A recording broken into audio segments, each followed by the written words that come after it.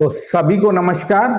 तो आईएएस में fifth schedule और सिक्स शेड्यूल को लेकर प्रीलिम्स में हर साल सवाल आते हैं और वो सवाल आपके कई बार बनते हैं, कई बार नहीं बनते। तो इस होलिस्टिक क्लास में मैंने आज लक्ष्मीकांत को कवर किया है और लक्ष्मीकांत से भी डीप जाकर कि आपको फैक्ट को रटने की जरूरत ना पड़े कि फिफ्थ शेड्यूल में क्या हो रहा है, सिक्स शेड्यूल में क्या हो रहा है, बल्कि उसके बेस को समझकर, ताकि लक्ष्मीकांत से या पॉलिटी से या फिफ्थ शेड्यूल या सिक्स शेड्यूल में कोई भी क्वेश्चन आए वो आपका बन सके। तो बड़ी होलिस्टिक क्लास है। इसके साथ मैं आपको क्या कराऊंगा, इसके साथ मैं आपको एमसीक्यू भी कराने का प्रयास करूंगा।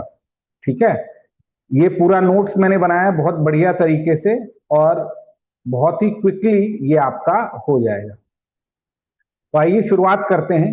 कुछ क्वेश्चन नीचे दिए गए हैं, इनको भी हम लोग करेंगे। तो फिफ्थ शेड्यूल और सिक्स्थ शेड्यूल एरिया को हम लोग क्या करते हैं, फिफ्थ शेड्यूल और सिक्स शेड्यूल एरिया को हम देखते हैं। ये नोट्स दिखाई दे रहे हैं आपको? Yes, no?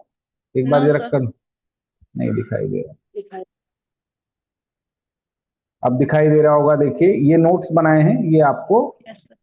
दिखाई दे रहे होंगे। बड़े शानदार नोट्स हैं और इससे आपको काफी हेल्प मिलेगी। तो आइए शुरुआत करते हैं। फिफ्थ शेड्यूल और सिक्स शेड्यूल को देखने की कोशिश करते हैं। तो आजादी से पहले ये इंडिया का मैप है, आप देख सकते हैं। यहां पर ट्राइबल लोग रहते थे। तो भारत में ट्राइबल लोग हैं, राजस्थान में भी ट्राइबल हैं, एमपी में भी ट्राइबल हैं, छत्तीसगढ़ में भी ट्राइबल है, उड़ीसा में भी ट्राइबल है, लेकिन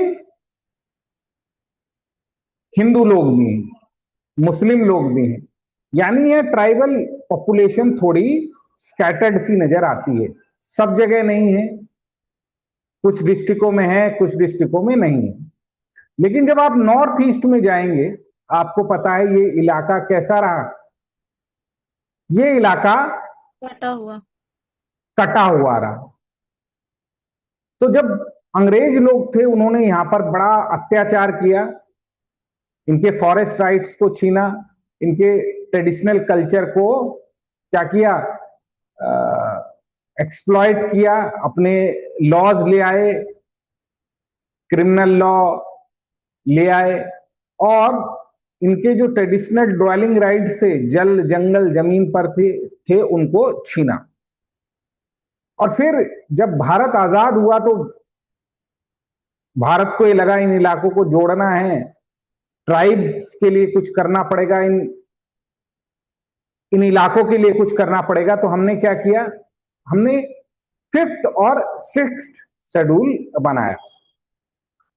और अभी लद्दाख में जो डिमांड हो रही है, जिसमें आपने सोनम वांगचू थ्री इडियट के जो असली में नायक हैं उनको पकड़ा गया, वहां की डिमांड भी है। तो प्लीज में इसमें सवाल आ, कॉन्स्टिट्यूशन में दिया है फिफ्थ और सिक्स शेड्यूल। तो द आंसर इज यस। जब भारत आजाद हुआ तो ट्राइब कल्चर को सेव करने के लिए क्या हुआ, fifth for the administration and control of schedule areas and schedule tribe in any state specific to part A और part B of first schedule other than the state of Assam. तो आसाम की कहानी अलग थी, आसाम में एक अलग ही कहानी चल रही थी और आसाम के कुछ एरिया फिर चार क्षेत्रों में बट गए। कौन से में, जिनको आज आप सिक्स शेड्यूल में जानते हैं। कौन कौन से? आसाम, आसाम के नीचे मेघालय, मेघालय के नीचे क्षेत्रों को डील करता है और अनुसूचित जनजातियों को डील करता है। फिर 244 में ही सेकंड में लिखा गया सिक्स शेड्यूल के बारे में। क्या सिक्स शेड्यूल के बारे में क्या लिखा गया कि ये डील करेगा आसाम में, ठीक है, प्रशासन के लिए, administration in the of the tribe area of the Assam. ये जो पूरा नोट्स है जो ब्लू कलर में आपको नजर आ रहा है, ये आपके लिए मोस्ट इंपॉर्टेंट है इस साल के फिल्म्स के लिए। इसको आप क्या कीजिएगा, इस पर आप ध्यान दीजिएगा।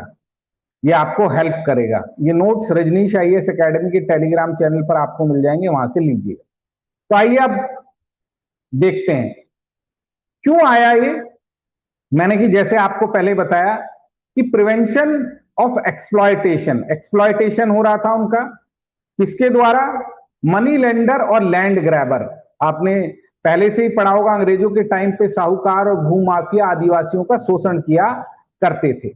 मेन उद्देश्य क्या था उनका, लैंड ट्रांसफर ना हो।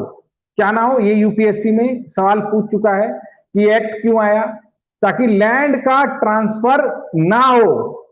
साहूकार मनी लेंडर वहां घुस जाते थे, बाहर के लोग जिनको दीकू कहा जाता था वहां पर घुस जाते थे और उस फॉरेस्ट राइट्स पे या जो भी उनकी लैंड थे उस पर कब्जा करते थे। आइडेंटिटी का क्राइसिस उनको आ गया था, उनके अपने रीति रिवाज पारंपरिक कानून होते थे, वहां बाहर के लोग जा रहे हैं। अभी भी देख रहे हैं अंडमान निकोबार में सेंथलीज, ओंग, जरावा, इन इलाकों में स्पेशल पीजेवीटी कम्युनिटी की हेल्प करने के लिए काफी कुछ बनाया गया है, तो इनका कल्चर ना खत्म हो जाए, है ना। और हमारी जो भारत की लॉज हैं वो बड़े रिजिड थे, इनके अपने हैं फ्लेक्सिबल, तो ये अपने हिसाब से अपना जीवन जी सकें, उसके लिए हम लोगों ने फिफ्थ शेड्यूल बनाया। इन इलाकों में क्या है बेटा, सामान्य कानून के साथ साथ क्या जरूरत थी कि इन लोगों के हिसाब से चीजें दी जाएं, लॉ बने। तो इसीलिए अभी हम फिफ्थ शेड्यूल की बात कर रहे हैं। फिफ्थ शेड्यूल में इसीलिए गवर्नर को स्पेशल रिस्पॉन्सिबिलिटी दी गई कि जो भी पार्लियामेंट कानून बनाएगा, जो भी कानून कौन बनाएगा, जो भी कानून स्टेट लेजिस्लेचर बनाएगा उसको राज्यपाल देखेगा कि इन इलाकों में वो फिट है या नहीं। तो राज्यपाल को स्पेशल रिस्पॉन्सिबिलिटी दी, डायरेक्ट क्या निगरानी करने के लिए दिया गया कि आप देखिए कि इनका कल्याण हो और आप अंतिम निर्णय लीजिए हमारी तरफ से। किसकी तरफ से, कि स्टेट और पार्लियामेंट के जो लॉज बन रहे हैं या स्टेट जो एडमिनिस्ट्रेशन कर रहा है वो according to the tribal welfare है या नहीं। ये बात आपको समझ में आ गई होगी, ठीक है। तो अब आइए कौन से इलाके इसमें आते हैं। ढाबेर कमीशन है जिसने फिफ्थ शेड्यूल को डाला। मैं आपको बताऊं कितने स्टेट हैं, पहले स्टेट ही देख लो, आपको बात समझ में आ जाएगी आज की डेट में इसमें कितने स्टेट हैं।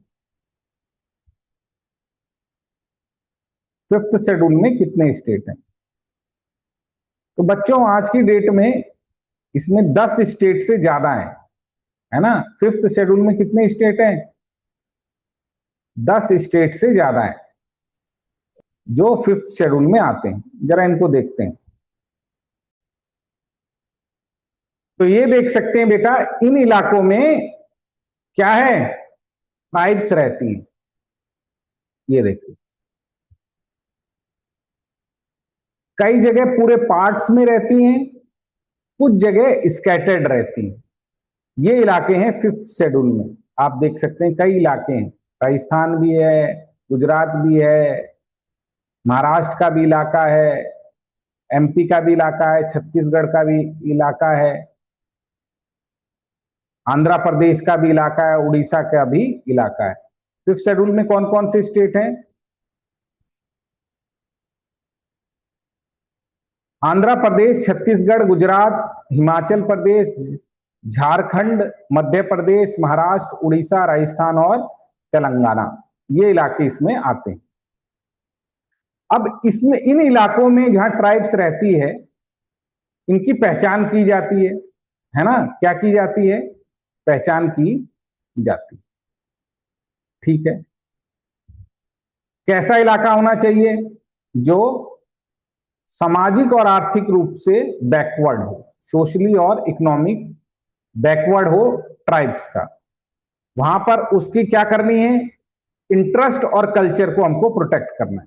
तो डभेर कमेटी एक बनी थी, उसने बताया था कि इलाके आप देखिए कि उन इलाकों को आप इसमें फिफ्थ शेड्यूल में शामिल कीजिए जहां ट्राइबल मेजॉरिटी हो, जहां एक कॉम्पैक्टनेस हो, उस तालुका में उनकी संख्या ज्यादा हो, साइज हो, और वहां इकोनॉमिक बैकवर्डनेस।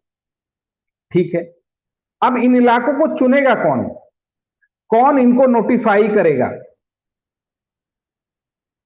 तो ये रिस्पॉन्सिबिलिटी किसकी लाई बेटा? ये रिस्पॉन्सिबिलिटी लगाई गई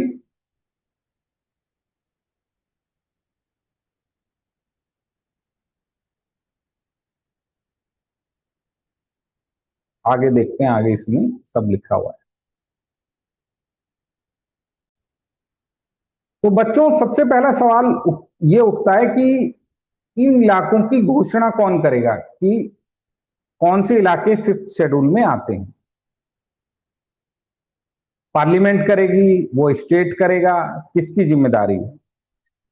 तो मेरे प्यारे प्यारे बच्चों, ये प्रेसिडेंट की जिम्मेदारी है कि वो इन इलाकों को नोटिफाई करेगा, इसके एरिया को बताएगा, बढ़ाएगा या घटाएगा या नया करेगा। अब यहां याद रखना, प्रेसिडेंट मीन क्या हो गया?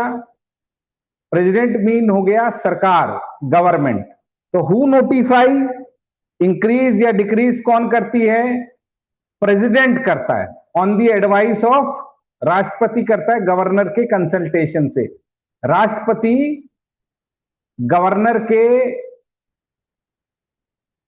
परामर्श से इन एरियो को बताता है। तो हाल फिलहाल में क्या कोई एरिया बताया गया है?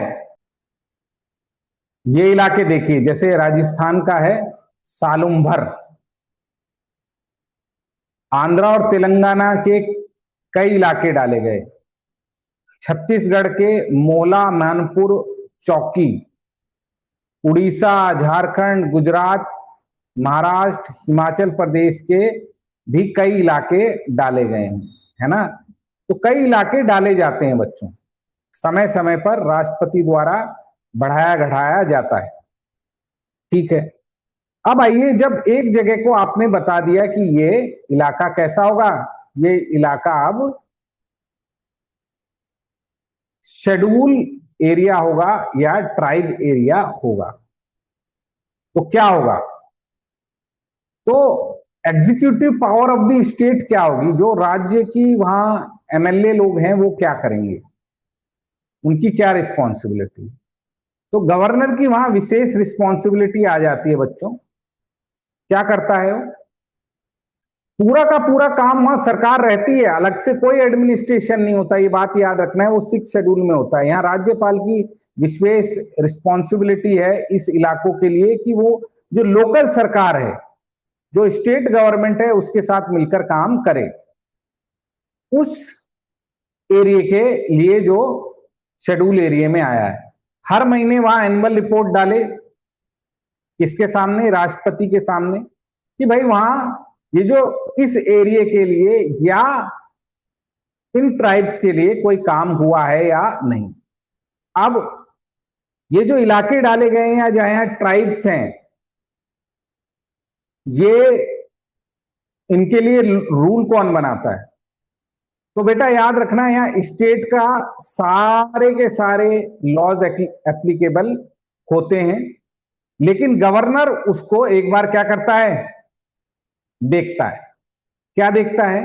कि कोई पार्लियामेंट और स्टेट लेजिस्लेचर ने कोई लॉ बनाया है, तो वो उसमें संशोधनों के साथ उसको लागू करे। जब तक वो उसको एक बार देखेगा नहीं, ओवरसी नहीं करेगा, तो लागू नहीं होंगे, क्योंकि ट्राइबल इलाके हैं, उसको देखेगा। लेकिन वो इस स्टेट और सेंटर वहां के लिए नियम बना सकता है, मॉडिफिकेशन, और उसके बाद ही वो लागू होता है। ठीक है, यहां एक विशेष रिस्पॉन्सिबिलिटी दी गई है किसको? गवर्नर को, कि वो रेगुलेट कर सकता है, वहां पर नियम बना सकता है उन क्षेत्रों में कि पीस और एडमिनिस्ट्रेशन कैसे आएगी। तो एक बात याद ये रखना है, कौन सा? कि स्टेट लॉ बना सकता है, पार्लियामेंट लॉ बना सकता है, गवर्नर की विशेष रिस्पॉन्सिबिलिटी है। तब तक वो रूल लागू नहीं होगा उन इलाकों में, जब तक वो उसके हिसाब से मॉडिफाइड होगा या क्या होगा वो देखना ले। प्लस उस इलाके में पीस और गुड गवर्नेंस की रिस्पॉन्सिबिलिटी उसकी है। गुड गवर्नेंस में क्या है, किसके लिए वो रूल बना सकता है, गवर्नर क्या काम कर सकता है, भैया उनकी लैंड ना जाए। गवर्नर को ये रेगुलेट करने की शक्ति है, वो ट्राइबल के लैंड को ट्रांसफर ना हो, अलॉटमेंट कैसे हो, और वो मनी लेंडर के चक्कर में ना पड़ जाए। इसी को गुड गवर्नेंस कहते हैं कि भाई बाहर का आदमी आके उनकी लैंड ना ले ले, उनको उधार पैसा देके उनको फंसा ना ले। तो विशेष रिस्पॉन्सिबिलिटी आपको क्लियर हो। उसके बाद क्या वहां सेंटर की भी कोई रिस्पॉन्सिबिलिटी है? हाँ, क्योंकि ट्राइबल इलाके हैं और अंग्रेजों के साथ के टाइम से ही हमने कमिटमेंट किया हुआ था कि हम इन इलाकों को क्या करेंगे, इन इलाकों को इस तरह से डील करेंगे कि क्या ना हो, गलत तरीके से ना हो। तो इन इलाकों में यूनियन बेटा क्या कर सकता है, निर्देश दे सकता है स्टेट को। दे कैन गिव डायरेक्शन, ये याद रखना है, they can give direction. Direct instruction दे सकते हैं, सेंटर यहां डायरेक्ट इंस्ट्रक्शन दे सकता है। यहां पर एक बार इलाका इसमें आया तो ग्रांट देनी पड़ती है। 275 में क्या देनी पड़ती है, पैसा देना पड़ता है इन इलाकों को कंसोलिडेटेड फंड ऑफ इंडिया में। सेंटर को फिर पैसा देना ही पड़ेगा इस ट्राइब को आगे बढ़ाने के लिए। तो सेंटर डायरेक्ट कर सकता है, सेंटर को पैसा देना होगा। 275 ये फिल्म्स का सवाल है, डायरेक्ट पूछा जाएगा। गवर्नर की गुड रिस्पॉन्सिबिलिटी की हेल्प है, ठीक है, फंडिंग दी जाती है।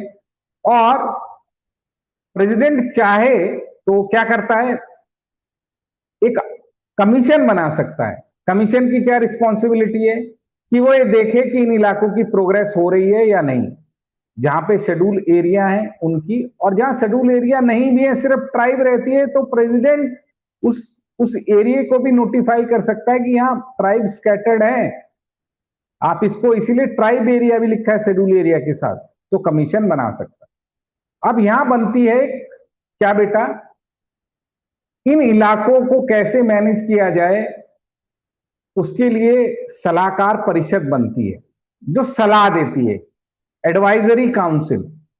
अब ये इलाके तो बहुत सारे आपने देखे 10 स्टेट में है। क्या है, एक कॉन्स्टिट्यूशनल बॉडी बनती है जिसमें 20 मेंबर आते हैं। और कौन होते हैं ये एमएलए ही आते हैं।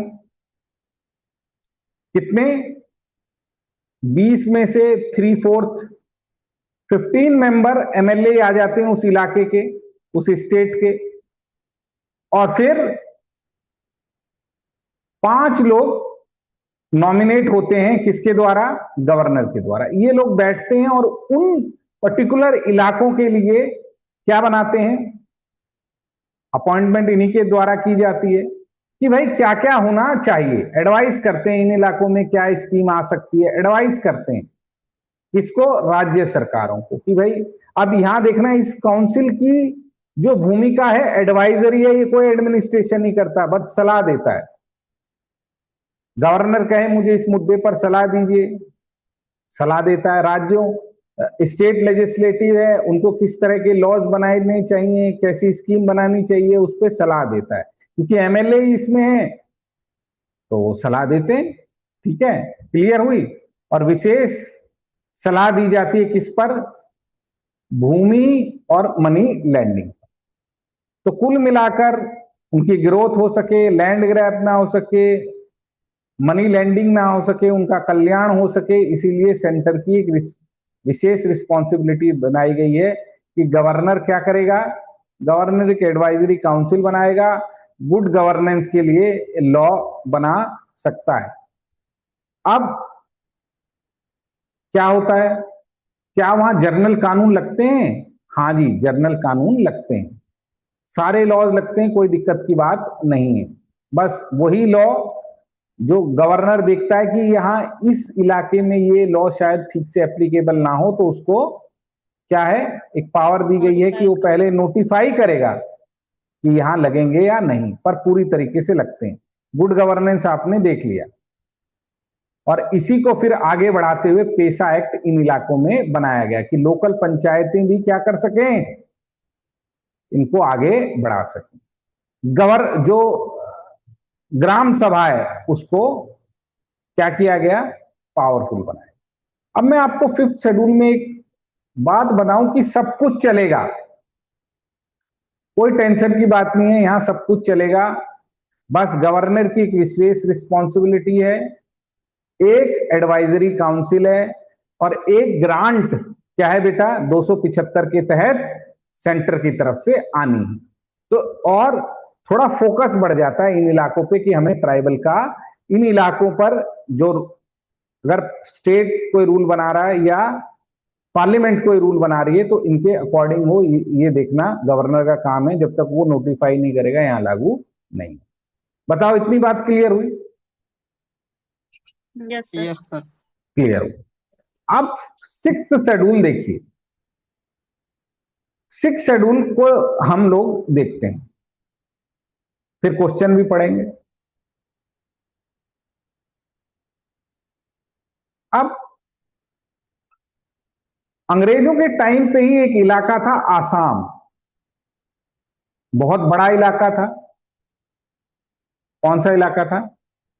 आसाम। आसाम की अपनी एक कहानी है।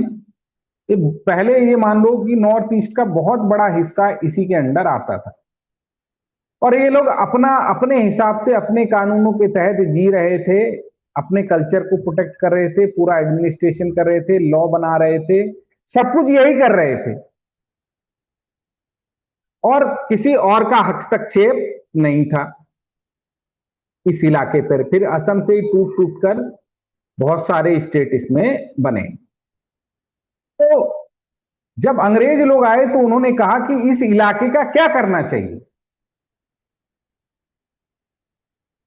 तो गवर्नमेंट ऑफ इंडिया एक्ट 1935 1935 में बोला इन्हें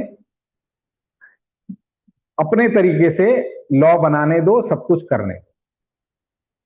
फिर जब भारत आजाद होने को आया तो एक बारदोई समिति बनाई गई। ये आपके काम का नहीं है, बस मैं ये बता रहा हूं कि 6th शेड्यूल कैसे बैकग्राउंड में आया, जिससे आपको जो नुआंसेस है डिफरेंस का वो एकदम से क्या हो सके, क्लियर हो सके। तो क्या हुआ, उसने कहा हाँ जी बिल्कुल ठीक बात है, पहले भी अलग से डील हो रहे थे, आगे भी अलग से डील होने चाहिए। अब जो मैं बोलने जा रहा हूं वहां से आपको 6th शेड्यूल और लद्दाख की डिमांड एकदम क्लियर हो जाएगी। वहां से कॉन्सेप्ट आया, concept of state with in the state, कि भारत के अंदर ही एक अलग से राज्य होगा, भारत का ही पार्ट होगा लेकिन ये अलग से डील होगा।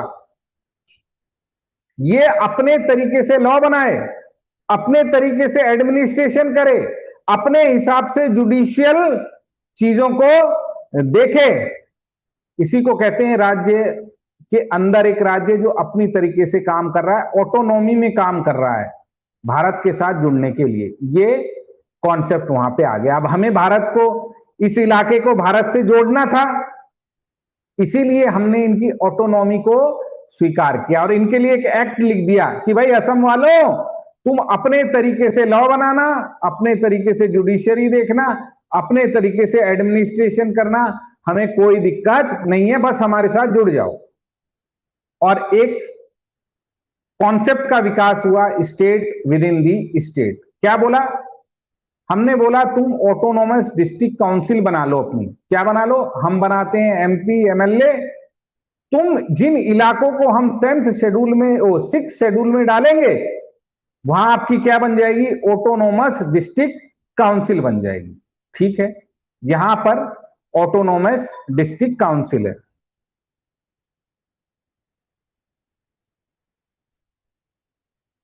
तो मेरे प्यारे प्यारे बच्चों, बात हुई कि भैया आप पूरे तरीके से राज्य के हस्तक्षेप के बिना क्या कर लो, without the complete interfere of the state. यही डिफरेंस है। 5th शेड्यूल में इंटरफेरेंस पूरा है, बस गवर्नर एक कड़ी है जो देखती है। यहां पर कोई इंटरफेरेंस है ही नहीं इन इलाकों में। तो पहले आसाम से कहानी चालू हुई थी और फिर पार्ट्स उसके जहां जहां भी थे कुछ और एरिया इंक्लूड करते करते ये आज 4 स्टेट में है, आसाम, मेघालय, त्रिपुरा और मिजोरम। यहां बना क्या, बोला जी कुछ जिले हम क्या बना रहे हैं, पूरे ऑटोनोमस, ऑटोनोमस सब कुछ खुद करें। कौन बनाता है, यहीं से फुनसुक वांगडू आपको समझ में आएगा कि क्यों फुनसुक वांगडू क्यों गुहार लगा रहा है कि हमारे यहां बनाओ बनाओ बनाओ बनाओ, इस सेंटर को चाहिए बनाए, क्योंकि गवर्नर के पास ये पावर है कि वो क्या करता है, वहां प्रेसिडेंट के पास वो पावर थी, यहां किसके पास है, गवर्नर। ये डिफरेंस याद रखना। To create organise an autonomous district, स्वायत्त जिले को व्यवस्थित करने और पुनर्गठित करने की शक्ति होती है। गवर्नर का रोल है कि वो एरिया को बढ़ाए घटाए, उसका नाम बदल दे, जिला बनाए। इसीलिए वो बार बार रिक्वेस्ट कर रहा है। गवर्नर गवर्नर असलियत में काम होम मिनिस्ट्री देखती है, लेकिन गवर्नर का नाम चलता है। ये बात आपको क्या रखनी है याद। कॉन्स्टिट्यूशन में लिखा है 244 का सेकंड में। अब बनने से ऐसा हो कहा क्या जाता है, पहले जगह देख लो। ये आसाम के हैं, नॉर्थ चचार, कार्बी अलोंग, बोडोलैंड, मेघालय के हैं गारो खासी जयंतिया, आप ज्योग्राफी में भी पढ़ते हो। त्रिपुरा का है एक, Tripura tribal autonomous district council. Mizoram में 3 है, चकमा मारा लाई। तो इनके लिए 10 ऑटोनॉमस काउंसिल बनेंगे। अब इसमें कितने लोग आते हैं, क्या करते हैं, अब पूरा एडमिनिस्ट्रेशन इनको संभालना है, इसलिए 30 मेंबर आते हैं, जहां 26 डायरेक्ट पीपल के द्वारा चुने जाते हैं, डायरेक्ट। इसीलिए state with in the state हो गया बेटा, ठीक है। बाकी 4 गवर्नर अपॉइंट करता है। ये बिल्कुल पार्लियामेंट की तरह काम करते हैं, बिल्कुल एडमिनिस्ट्रेशन की तरह काम करते हैं इन डिस्ट्रिक्टों में। इनके पास क्या पावर है, कानून बनाने की शक्ति है इनके पास। कौन से इलाकों में, land, forest, canal, shifting, cultivation, village administration, poverty, property, marriage और डाइवर्स। इन 10 डिस्ट्रिक्टों में जो भी काउंसिल है वो किस तरह से होनी चाहिए, भूमि किस तरह से होनी चाहिए, वन किस तरह से होने चाहिए, नहर किस तरह से होनी चाहिए, झूम खेती, वही वहां सिर्फ एडवाइस था, यहां पर एडमिनिस्ट्रेशन है। और अपने कल्चर को, अपने मनी को, अपनी लैंड को बचाने के लिए लॉ बना सकते। लेकिन ये तो हो गई लॉ बनाएगा। अब लॉ जो बन रहा है या सही बन रहा है कि नहीं, उसको अप्रूव कौन करेगा। तो हमारे यहाँ तो पता ही है आपको, कोई लॉ बनाता है और कोई ऊपर उसको एक बार देखता है। तो यहाँ कौन देखता है बेटा, गवर्नर। क्लियर हो गई बेटा, ऑटोनोमस लॉ बनाएगी, अब उल्टा सीधा बनाएगी तो कौन देखेगा, एसेंट कौन देगा, गवर्नर ही तो बाकी आसाम की बाकी क्षेत्रों के लिए एसेंट देता होगा। तो बस इसको भी एसेंट देने की पावर यहां पर दे दी। अगर मेघालय का लॉ इनहेंट एक्ट कोई बना रहा है, भूमि के लिए विरासत कैसे बच्चों को दी जाएगी, और उन्होंने एक बना दिया, तो एक बार उसको गवर्नर की अप्रूवल चलिए। जुडिशियल पावर, ये अपने विलेज काउंसिल या कोर्ट बना सकते हैं। क्या बना सकते हैं, ये अपने कोर्ट बना सकते हैं। तो ये क्या करते हैं, एक कोर्ट बना देते हैं, वहां पर जजों की नियुक्ति होती है। ये नहीं कि ये किसी को भी बिठा देते हैं, नहीं, ये प्रॉपर कोर्ट बना सकते हैं। जैसे पंचायत में आपके सब्जेक्ट हैं, तो इस सब्जेक्ट पर ये लेजिस्लेट कर सकते हैं, उसके वो बना सकते हैं। पर अपॉइंटी तो कोई उसी की जानकार होगा। किस, देखो, अधिकारों की नियुक्ति भी कर सकते हैं, इनको पावर है। और मुकदमे किस तरह से चलेंगे, उन प्रोसीजर्स को भी ये बता सकते हैं। क्या कर सकते हैं, बता सकते हैं। ये देखिए कि अगर मान लीजिए कोई विवाह का विवाद है या संपत्ति का मुद्दा है, तो ये कह सकते हैं कि हम लोकल विलेज में ये जाएगा। ठीक है, समझ में आ गया, ये इतनी पावर है इनकी। अब हाई कोर्ट का वहां क्या इंटरफेरेंस रहेगा, तो जी गवर्नर को ये ताकत है कि वो बता सकता है कि उच्च न्यायालय कौन से काम करेगा। ठीक है, अब कोई भी ये जो लॉ बना रहे हैं वो गवर्नर की रिस्पॉन्सिबिलिटी से लगेंगे। अब इनको रेगुलेशन की भी ताकत है। जो ये ऑटोनोमस डिस्ट्रिक्ट काउंसिल है, ये कुछ इस्टेब्लिश कर सकती है, बच्चों क्या कर सकती है, इस्टेब्लिश कर सकती है और मैनेज कर सकती है, बना सकती है। 3 वर्ड खुद से बना सकते हैं। क्या बना सकते हैं? प्राइमरी स्कूल या कोई प्राइमरी स्कूल वहां है उसको रेगुलेट कर सकते हैं। प्राथमिक विद्यालय, औषधालय, बाजार घाट, मत्स्य पालन, सड़क निर्माण आदि इनकी रिस्पॉन्सिबिलिटी है कि आपके डिस्ट्रिक्ट में काउंसिल बन गई तो आपको ये करना है। क्या वहां एमएलए वगैरह भी रहते हैं? वो सब रहता है, बट इनको ये काम दिए गए हैं कि ये आपको देखने। वो चाहें तो बुनियादी ढांचे और आवश्यक वस्तुओं सेवाओं को विकसित करने की अनुमति इन परिषदों को होती कि उस इलाके में अगर कोई लोकल इंफ्रास्ट्रक्चर डेवलप हो रहा है, इसेंशियल सर्विस की जरूरत है, तो वो उनके हिसाब से हो। उदाहरण देखो, ये बोल सकते हैं कि भाई जो यहाँ पर मिजोरम में जो सरकारी स्कूल होंगे वहां पर लैंग्वेज बोली जाएगी कौन सी, मिजो। ऐसा इनको वो है। लोकल डिस्पेंसरी खुलेंगी कहां पर, पहाड़ी क्षेत्र में। तो ये रेगुलेट भी कर सकते हैं, स्टैब्लिश भी कर सकते हैं। इकोनॉमी को भी देख सकते हैं। हाँ जी, ये जो बाजार, छोटे छोटे बाजार लगते हैं, उसमें क्या कर सकते हैं, उसमें फीस कलेक्ट कर सकते हैं, क्योंकि ये उस इलाके में ऑटोनोमस है और रेगुलेट कर सकते हैं। ठीक है, छोटे छोटे सड़कों का निर्माण भी कर सकते हैं जो मेन रोड से बने। तो फाइनेंशियल कंट्रोल है इनके पास। क्या बेटा, कि ये उस इलाके के लिए मनी लेंडिंग, उधार कैसे दिया जाएगा और ट्रेडिंग कैसे होगी, जनजातीय और बगैर जनजातीय लोगों के बीच, इसको लेकर लॉ बना सकते। लेकिन जो कुछ भी ये करेंगे एडमिनिस्ट्रेशन, वो हर एक चीज क्या किसको भेजेंगे, गवर्नर। यानी ये नहीं ये कुछ भी कर रहे हैं, अलग देश की तरह ट्रीट कर रहे हैं, नहीं। सेंटर का ओवरसी यहां पर है कि आप ऑटोनोमस रहेंगे लेकिन कुछ भी नहीं करेंगे। तो primary school, dispensary, road, ferries देख सकते हैं। राज्यपाल की क्या भूमिका है, इन लोगों का इंटरेस्ट सर्व हो ये देखना, प्लस देश टूटे ना, इसीलिए गवर्नर क्या करता है, एक मिडल रोल प्ले करता है कि ट्राइबल वेलफेयर भी हो और देश की इंटीग्रिटी। ये नहीं कि इंडिपेंडेंट हो तो कहें हम अलग ही देश है, नो। क्या कर सकता है वो, गवर्नर ही इनको रीऑर्गेनाइज करता है। ऑर्गेनाइज भी वही करेगा, रीऑर्गेनाइज भी वही बनेगा।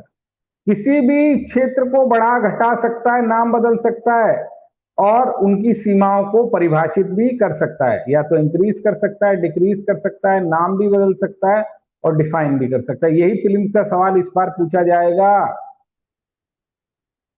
फिर एक नई काउंसिल बनानी है उस इलाके में ही, उनके से काट के, तो वो भी बना सकता है, कोई दिक्कत नहीं। अब यहां पर देखना, 5th शेड्यूल में आपने देखा था कि मॉडिफिकेशन के साथ गवर्नर रूल लागू करवा सकता है और तब तक रूल लागू नहीं होंगे जब तक गवर्नर नहीं करे। यहां पर स्टेट और पार्लियामेंट के रूल अप्लाई ही नहीं होते। नहीं, मैंने बताया ना, state with in the state वो अपने आप अपने लॉ बनाएंगे, अगर जरूरत होगी तो मॉडिफिकेशन के होंगे, तो वहां लागू होते हैं, यहां लागू नहीं होते। क्या ये बात समझ में आई? ताकि उनके कल्चर को, सोशल प्रैक्टिस को बचाया जा सके, इसीलिए लागू ही नहीं होते। और लागू होंगे तो गवर्नर क्या करेगा, उसको कुछ संशोधनों के हिसाब से, गवर्नर ने मॉडिफाई लिखा कर है देना। मॉडिफाई, जरूरतों के हिसाब से। ये देखो, देखो, अगर असम में पार्लियामेंट ने कुछ बना दिया तो वहां लागू नहीं होगा, और लागू होगा तो ट्राइबल की जरूरत के हिसाब से। ठीक है, एग्जाम्पल, मेघालय के लिए कुछ बनाती है फॉरेस्ट के लिए, फॉरेस्ट के लिए मान लो पूरे भारत के लिए कोई कानून आया तो वहां लागू नहीं होगा। खांसी कोई कानून बनाया मेघालय में अर्बन प्रॉपर्टी टैक्स पे, तो वो खांसी पर लागू नहीं होगा। क्या इतनी बात समझ में आई? बोलो। Yes sir. अब ये ज्यादा डिटेल है कि स्टेट लेजिस्लेचर के एक्ट्स को कौन देखता है और सेंटर को कौन देखता है। अगर लागू करवाने हैं सेंटर के तो आसाम पहले बना था तो वहां गवर्नर वर्ड है, बाकी के लिए सेंटर के लिए प्रेसिडेंट देखता है, इसके लिए गवर्नर देखता है, इसको प्रेसिडेंट देखता है, इसको गवर्नर देखता है, पर वो आपके काम करें। अब आओ अंतिम हथियार गवर्नर के पास, कि हमने आपको 6 शेड्यूल तो बना दिया लेकिन आपकी मनमानी नहीं चलेगी। अगर आप बुरे तरीके से काम करोगे, आपके पास कॉन्फिडेंस नहीं है, या देश की एकता अखंडता को कोई सरकार तोड़ने की कोशिश कर रही है, तो क्या होता है? उस पर सख्ती की जाएगी। हाँ, तो डिसॉल्व। यहां पे भी ये, अगर मान लो एडमिनिस्ट्रेशन ठीक से नहीं कर रहे हैं ये ऑटोनॉमस डिस्ट्रिक्ट, या ये according to the constitution of India नहीं है, संविधान के अकॉर्डिंग, तो भंग कर सकता है, कभी भी भंग कर सकता है। क्या बात समझ में आई? तो यस। ये नहीं कि ये रहेंगे ही नहीं, गवर्नर का पूरा इनके ऊपर कंट्रोल है।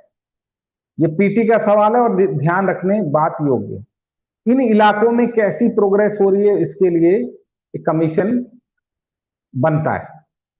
वो रिपोर्ट देता है गवर्नर को कि भाई ये ऐसे ऐसे इनका काम चल रहा है, कि एफिशिएंसी है या नहीं, ढंग से काम कर रहे हैं या नहीं, लॉ बना रहे हैं कि नहीं। फिर गवर्नर वो रिपोर्ट उन इलाकों के लिए पूरे स्टेट की, जो स्टेट असेंबली है वहां रखवाता है। ये देखो, गवर्नर में डिसॉल्व द डिस्ट्रिक्ट और रीजनल काउंसिल, जिला या क्षेत्रीय परिषद को हटा सकता है। कब होता है?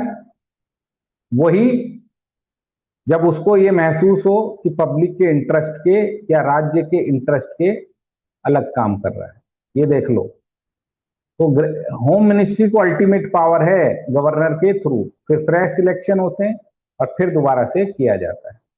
क्या बात क्लियर हुई बेटा? बोलो। Yes sir.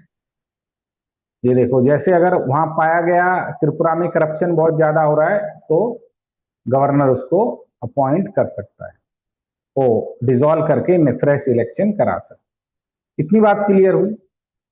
अब लगे हाथों 6 शेड्यूल में कुछ एरिया ऐड हुए, उसको भी पढ़ लो। तो अभी की न्यूज है 6 शेड्यूल वाली, उसको जरा हम देखते हैं। तो बेटा, जो ये फुनसुक वांगडू साहब हैं, सोनम वांगचू, ये डिमांड कर रहे थे, तो उसका क्या हुआ?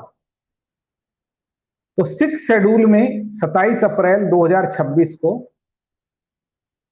क्या बनाया है, ये जो यूनियन टेरिटरी है इसके अंदर से क्या किए गए, 7 डिस्ट्रिक्ट, 5 डिस्ट्रिक्ट बनाए गए। क्या किए गए? पहले 2 यूनियन टेरिटरी थी, अब इसको 7 कर दिया गया है।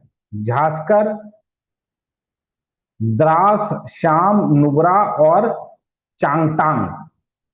ठीक है, ये और बनाए गए। अब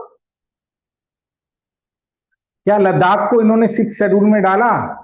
नहीं, अभी नहीं डाला, नहीं डाला। पर अभी क्या कर दिए गए हैं, कुछ काम किया गया है, 7 डिस्ट्रिक्ट बनाए गए हैं। और इन 7 डिस्ट्रिक्टों को देखना है कि अभी ऑटोनॉमस में डालते हैं या नहीं।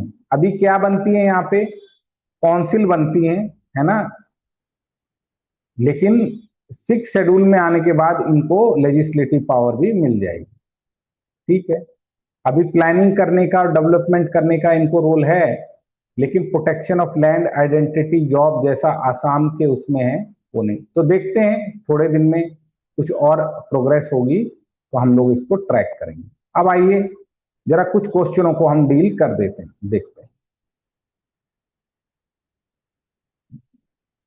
ये देखिए, which of the following Constitution of India contained special provision for administration and control of scheduled areas. तो यहाँ एडमिनिस्ट्रेशन एंड कंट्रोल लिखा है, प्रशासन व नियंत्रण। तो अगर प्रशासन और नियंत्रण शब्द आ जाए तो वहां कौन सा होगा? फिफ्थ होगा, थर्ड होगा, सेवंथ होगा, नाइन्थ होगा? फिफ्थ। फिफ्थ और सिक्स्थ के अंदर से ही आएगा। ये सवाल देखिए, under the fifth schedule of the constitution who is authorised to declare an area to schedule area. संविधान की 5वीं अनुसूची के तहत किसी क्षेत्र को अनुसूचित क्षेत्र घोषित करने के लिए कौन अधिकृत है? प्रेसिडेंट। अब लगे हाथों 6 शेड्यूल में भी बता दो। गवर्नर। 6 शेड्यूल में गवर्नर। ठीक,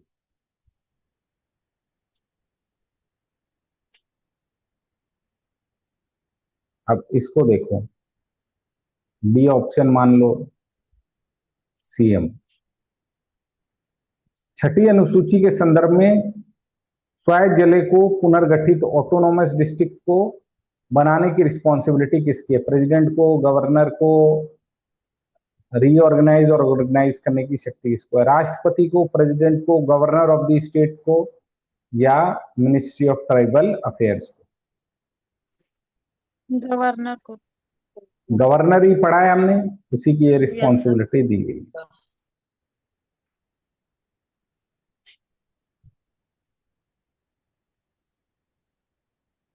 ये सवाल हम कर चुके हैं,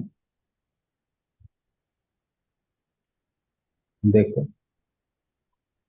if a particular area brought under the 5th schedule of the constitution in which one of the following statement best reflect the consequences of it। यदि किसी विशिष्ट क्षेत्र को भारत के संविधान की 5वीं अनुसूची के तहत लाया जाता है तो इनमें से क्या परिणाम होंगे? बताइए। ऑप्शन ए, ये जनजातीय लोगों की भूमि को गैर जनजातीय लोगों को हस्तांतरित करने से रोकता है। बहुत बढ़िया, इतनी बात तो क्लियर हो गई आप लोगों को। यस। पढ़ने के बाद तो डायरेक्ट ही क्लियर हो गया ना? Yes sir. अगला क्वेश्चन देखिए। 5th schedule. ट्राइबरी काउंसिल वहां बनती। 6 शेड्यूल में कितने मेंबर होते हैं? आसान सवाल। 30। 30 होते हैं बेटा। 26 + 4।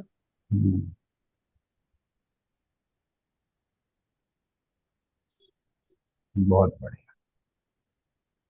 अभी एक आध क्वेश्चन ऊपर से भी देख लो।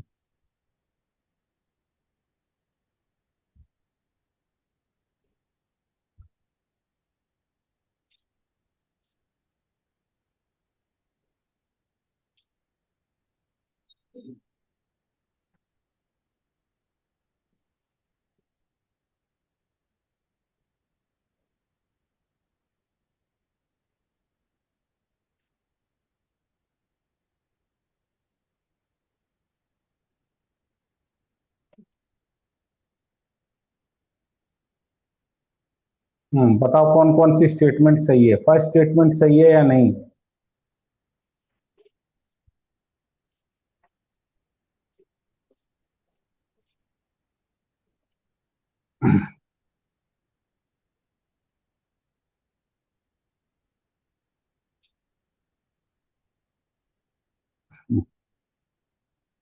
पहली स्टेटमेंट सही है।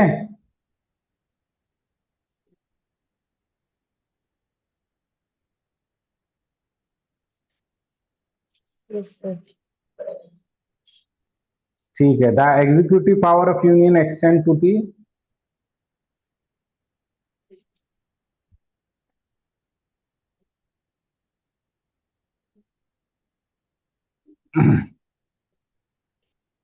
Giving direction to the state as to administration of schedule area. संघ के कार्यकारी शक्ति अनुसूचित क्षेत्रों में संबंध में राज्य को निर्देश देने की शक्ति है।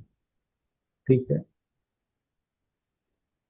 राज्यपाल जनजातीय सलाहकार परिषद के बाद परामर्श के बाद राज्य में किसी भी क्षेत्र को बढ़ा घटा सकता है।